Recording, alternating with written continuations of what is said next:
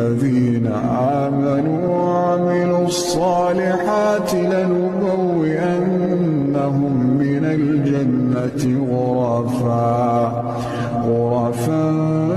تجري من تحتها الأنهار خالدين فيها نعم أجر العاملين الذين صبروا وعلى ربهم يتوكلون